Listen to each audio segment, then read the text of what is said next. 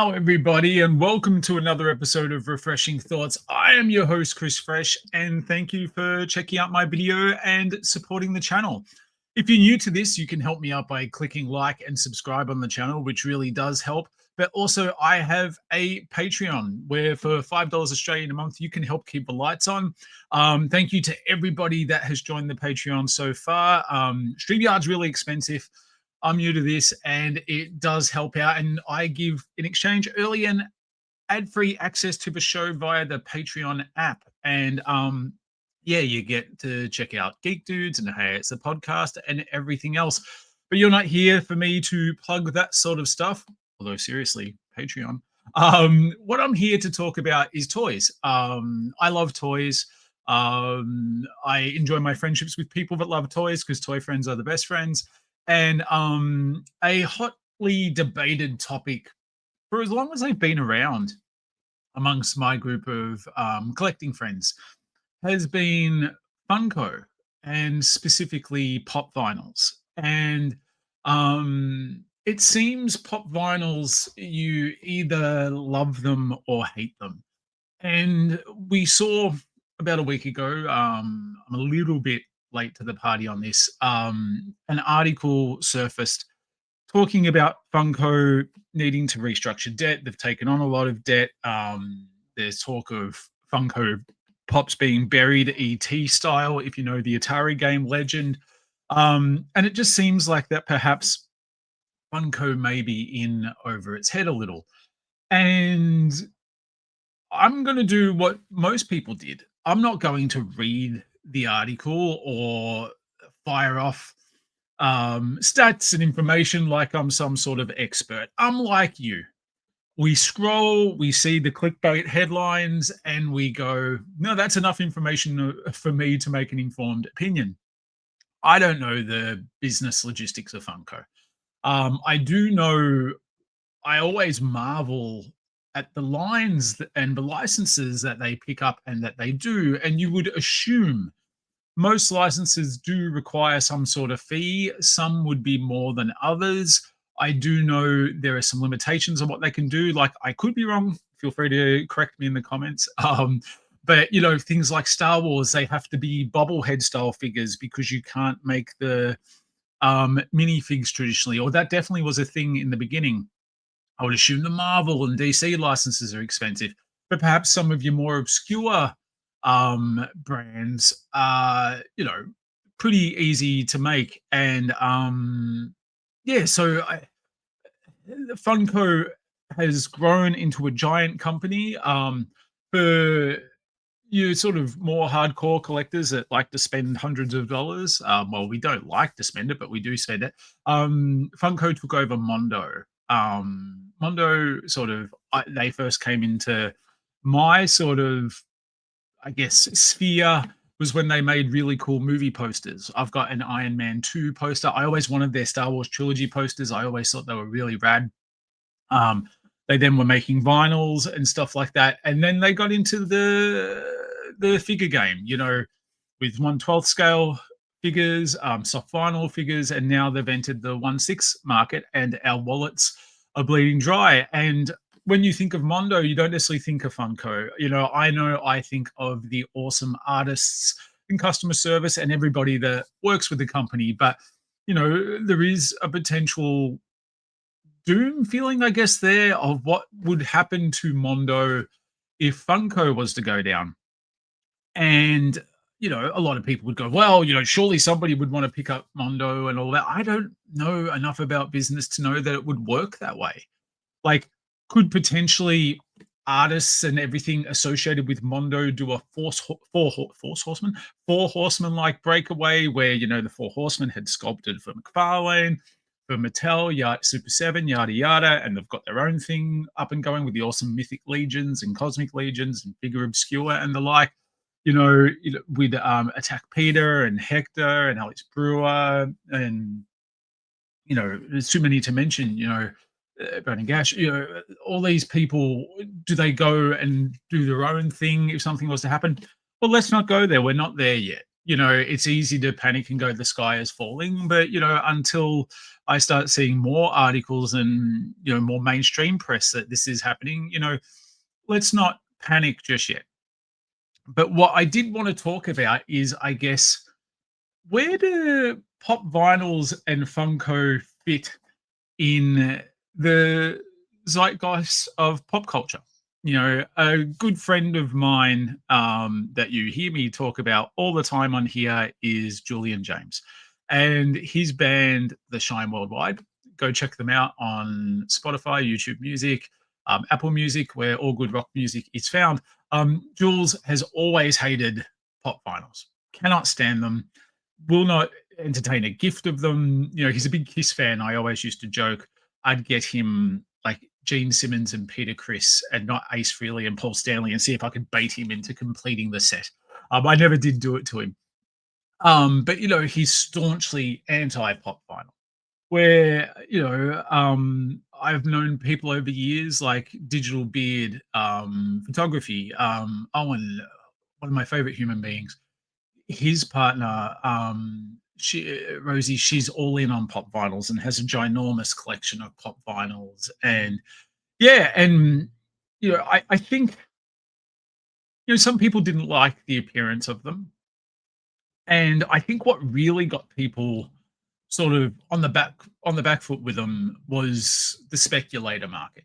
That can sort of ruin people's views of a lot of collectibles, resale value and flippers and scarcity and stuff. The stuff that I personally find takes the fun out of collecting.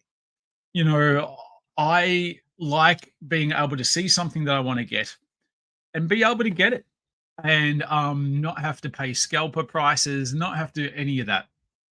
And that's getting more and more of a rare occurrence in the modern age. You either pre-order and get it in that window, or you miss out. Seems to be the way that we move to modern collecting. And Funko did really well of capitalizing on convention exclusives and stuff like that. And people would go wild for it. And I remember we all got sucked in on this. When I say we all, maybe Jules was the only one who didn't, but we all got sucked in on the loot crate phenomena. And there was Nerd Box before that. I remember Nerd Box, and there was even TMNT Box that I got. But Loot Crate was probably the big one. Eventually got bought out by NECA, and it became a bit of a disaster. But the Marvel Collector Core launched, and it was this pop vinyl, the Hulkbuster pop vinyl that everybody couldn't wait to get their hands on. Like it, and I don't know. I think it's kind of cool. We've all since sold it, I assume, or thrown it out, or filled it with landfill, or put it on our table at a collector's fair, or done something. But you know, it was a collector core exclusive. You got patches. They did this whole thing where you got a box every so often full of stuff that we didn't want. And yeah, the pop vinyls were a huge part of that. My view on pop vinyl will sort of surprise everybody in I'm not pro them where I go, I'm a massive pop vinyl collector, and I'm not anti them either. I sort of have the view that it's they're a bit of a good time. They're sort of they're a gateway drug for non-collectors. And if I love the Rocky Horror Picture Show, and if you want, you can have a Dr. Frankenfurter sitting on your desk, and I think that's what a lot of people do. I know Jonesy from the Geek Dudes podcast, he has a desk of shame slash fun at his work full of pop vinyls. And I always use this as an example.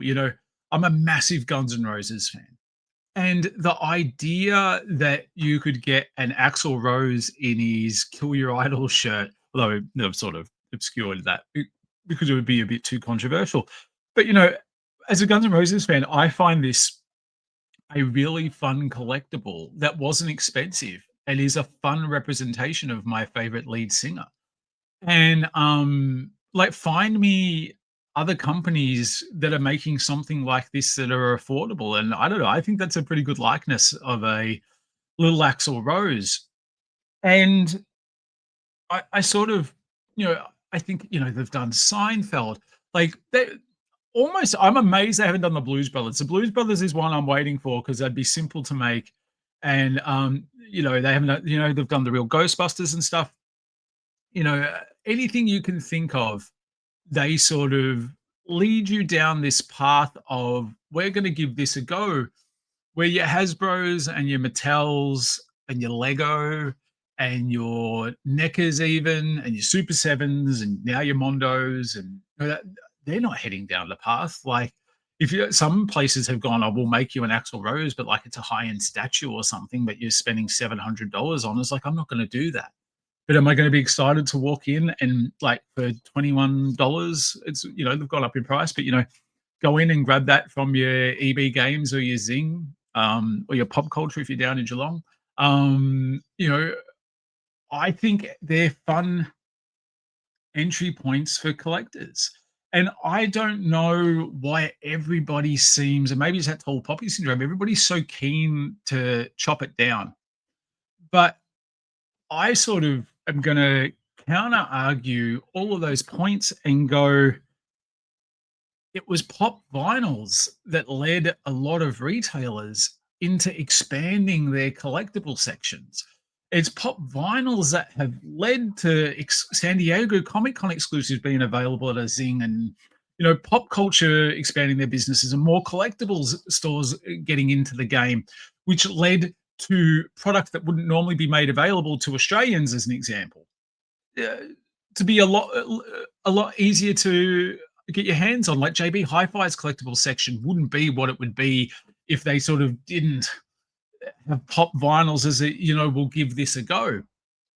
And I know things like Masters of the Universe and properties such, their pops do really well, and Mattel goes, well, maybe there's something here.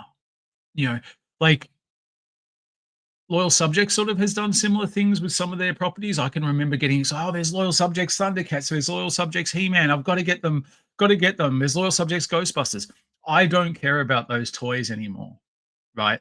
But they were the first ones, along with pop vinyl stuff, where I remember being able to walk into News Express, which was a news agent's at Knox City, my local shopping centre, Westfield Knox, able to walk in and go, there's a Hordak sitting on the shelf.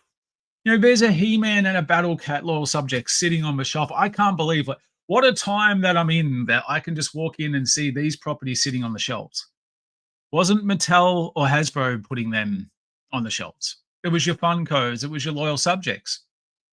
That led to Hasbro and Mattel and Mondo and everybody getting in on the game. But I sort of make the argument that without Funko's pop vinyl line, maybe modern age collecting isn't what it is now. And some people don't like what modern age collecting is. And I've certainly had my complaints about certain things, but it's more to do with pricing and logistics, not to do with availability. The fact, like, I'm keen to get them. Jules just got them. I'm really mentioning Jules a lot this episode, but he just got the McFarlane Batman Returns line. And I'm sure like it was Comics Edge or Collector's Edge and one of those stores around locally that he was able to get it from. And I'm telling you that that probably doesn't happen without pop vinyls making stores having collectibles a viable option. And I'm not saying I don't sometimes look at them and go, that was a bit lazy, or sheesh, they're getting expensive, these pop vinyls, for what they are. But that's a completely different thing. Everybody wanted to see pop vinyls go the way of the Beanie Baby. I never personally understood the appeal of Beanie Babies. A beanbag bear that's plain, that just has a word written on it. So I remember there were WWF ones back in the day, and like it would just say Sable, or Austin 316. It's like, it's not even wearing a t-shirt. Like if you're gonna do a Bret Hart bear, I don't want a bear that just says Bret Hart. I want it to have like pink shades at least and a leather jacket. And I personally never saw the appeal of them, but they didn't hurt me either. But there's plenty of documentaries on what the boom and the crash of them did. But with me, with pop vinyls, it's like at least you can sort of go, "Meh, that looks like Roddy Piper, or that looks like Bret Hart." And I don't think people are going broke trying to collect them. Yes, there are some rare ones and some out of print ones and stuff like that, but that happens with any toy and collectible, And I think to get mad at that, why aren't we getting mad at Lego? Because Lego stuff goes out of print or the sets get retired and stuff, and they appreciate higher than gold in value. Um, so I take no joy in the idea that pop vinyls are no longer going to be on our shelves because I got news for you. They're not getting replaced with action figures. They're just not. And Hasbro is not going to turn around and look, I don't like Friends, but they're not going to go, we're going to make a Friends line of figures to grab um Sarah who works at the office, her attention, and she's going to put a Jennifer Aniston on her desk, or that's a fun Secret Santa gift or something. None of that's happening. You know, it's going to be nothing, or just the old pops that they couldn't clear out. They'll probably end up reducing them and stuff. And then what I fear is that stores will go, "Whoa, the pop vinyl thing didn't work. I'm not taking the risk on these action figures." And then do you know what that means? Specialty stores and importing only. We're in a bit of a golden age where we can go to shops and find McFarlane figures, find Hasbro figures, find con exclusives at mass retail. I've been talking about, Origins figures and WWE figures and everything, like, more available to us. I'm talking us as Australians, but, there is a worldwide effect to this as well, because I'm sure the same thing has happened in other countries and places as well. America's pretty lucky, but, the rest of us, not so much. And I don't see this being a good thing. Now, you may have a counterpoint to this, and please, in the comments below, leave me your comments. I'd love to hear them. But my view is we shouldn't be celebrating the demise of Funko or the end of Funko Pops, because Funko Pops, they're doing a lot of stuff that nobody else is going to do. So let people have their fun. And B, I just think to a buyer for retail, they're easy for them to get their head around, and stuff might not be so accessible without them, and I have sort of some fun memories of Funko. My daughter's now turned 18. When she was little, look how small Steph is there. When she was little, we were in Star Wars sequel fever, and The Last Jedi was about to come out. Let's not get into the discourse about Ryan Johnson's film. And Porgs were sort of everywhere. And there was Porg fever, and Steph wanted to get all the different Porgs and stuff. And there was a chase Porg that was flocked. Steph won a raffle for, I don't know, it was one of something, but at our local News Express, that's now gone. It's not gone because of pop vinyls. But people just don't buy magazines anymore. That's a whole other thing that I'm upset about. That's for another refreshing thoughts. But Steph won this, and Steph's got a few pop vinyls. She loved the Netflix Voltron, and they did pops of the Voltron guys. And I know pop vinyls have been a gateway to some stuff that she's into that you couldn't necessarily just get things. And Hasbro, like, their 3 3/4 Porgs were tiny, their Black Series Porgs were tiny and expensive. From a kid, she'd much rather have a Porg like that. Now, she doesn't really care about Porgs anymore, but at the time it was a fun experience. And here's my little bud. Here's Hunter. He got into One Piece, and One Piece characters at an affordable price sort of popped up at all retailers. And for Hunter to be able to walk in, and he's not a big toy collector because kids don't care about that. They care about Fortnite and skins in Fortnite. They care about Roblox. It's just a reality. We're not going to change it. But, he's got a pop vinyl collection, and he loves these One Piece pops, and him being able to find them, it's a good time to be with him. Now, they're getting a bit more expensive. It's not a good time when he's constantly asking for them. But I've got nothing but sort of fond memories of pop vinyls. So when you hear that, Funko is in $241 million USD of debt, and they're issuing a warning that they're in trouble and stuff like that, I don't think that's a good thing. We've lost Toys R Us. A lot of our toy companies have merged and folded. Your Kenners are gone, your Toy Bizzes are gone. Um, uh, you think of things like Tonka. You think of all these things from our childhood that we have fond memories on that occasionally get slapped on something as a retro thing. But realistically, they're gone. And it's a bummer. And whether you, as a grown-up dolly collector, like pop vinyls or not, a lot of people, it was them being able to see representations of stuff they care about, be it nostalgic or be it current, and then being able to collect it and enjoy it. And I'm sort of sad for people that will lose that connection because we've lost connections with stuff over the years. Perhaps we've been fortunate with some properties that have come back, and some properties just never come back. And I just think it's, I'm not saying yay, big corporation. If you know me, that's certainly not me. But I'm more just looking at it from a collector standpoint. And it's sort of like, it's a bit of a bummer if they go away. Now, perhaps Funko is not great to employees. Perhaps, they're thinking, I'm sure there's a lot of validity to that. But while I'm sitting here in my Nike shoes with my iPhone on charge, I'm not going to get too preachy about working conditions for humanity. But I will say that if we just break it down to the collectors, collector to collector, I'm not going to celebrate fellow collectors, no matter what they're into, losing accessibility and something that they enjoy. Because I wouldn't want somebody celebrating the loss of something I enjoy. I want us to have access. That's all. I'm not here to gatekeep, and I hope you're not there to gatekeep too. If it's not for you, that's fine. Take a Jules like stance. He'll have jokes and stuff, but I've never seen Jules with a sign out the front of Zine going down with pop vitals protesting it.